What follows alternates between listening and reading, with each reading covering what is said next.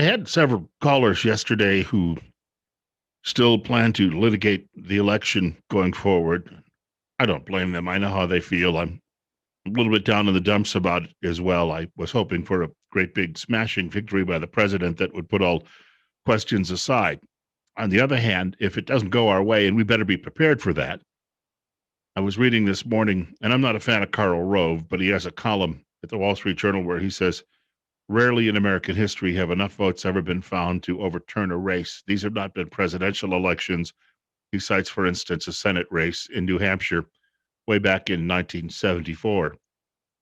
If it does not go our way, and we better be prepared for that, what do you do next? And somebody was asking me what they could do yesterday. And I said, well, what are you willing to do? And the guy said, anything.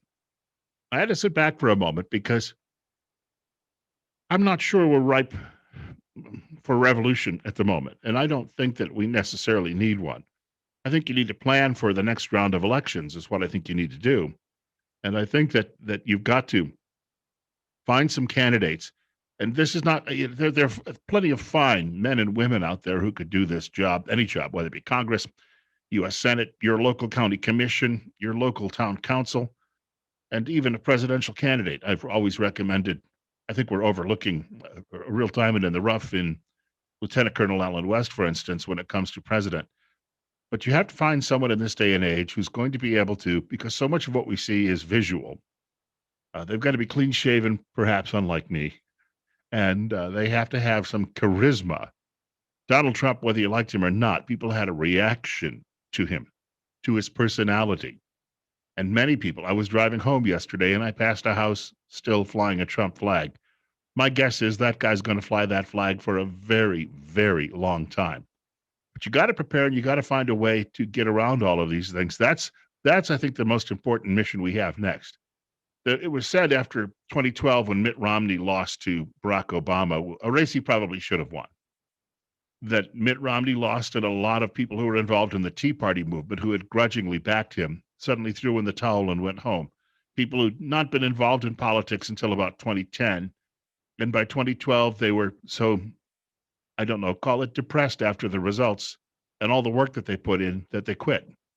I don't know that for sure. This is what I remember reading from a lot of people in what you call the pundit class, the talking heads, the chattering class from Washington. But I don't see that happening now. Those 71 million people who showed up to vote for President Trump, I'm going to guess that most of them are still stomping, fighting mad. So we've got to figure out a way to channel that, and we've got to come up, and perhaps Mr. Trump returns in 2024. He'd be a powerful force still within the Republican Party. But we have to find a way to overcome this. I also believe that Joe Biden is going to hit a lot of economic turbulence over the next 4 years, and a lot of people aren't going to be happy with some of his plans when it comes to immigration and dealing with the freeloaders in NATO and other allies around the world, and that the results could be, I see just a second Jimmy Carter term, which means it's going to be handed back to us. We just have to make up our minds who we want it handed to come 2024. If you like our videos, click on the link above where it says subscribe. You can also leave me comments in the comments section below. I host a radio program Monday through Friday, Mountain Time, 6 to 10 a.m. at News Radio 1310 KLIX in Twin Falls, Idaho. We have a website called newsradio1310.com. There's actually a listen live button there. And there's an app you can download even for a smartphone so you can listen that way. I hope you all have a great day. Keep the faith. We're 2 weeks away from Thanksgiving. We still have a lot to be thankful for.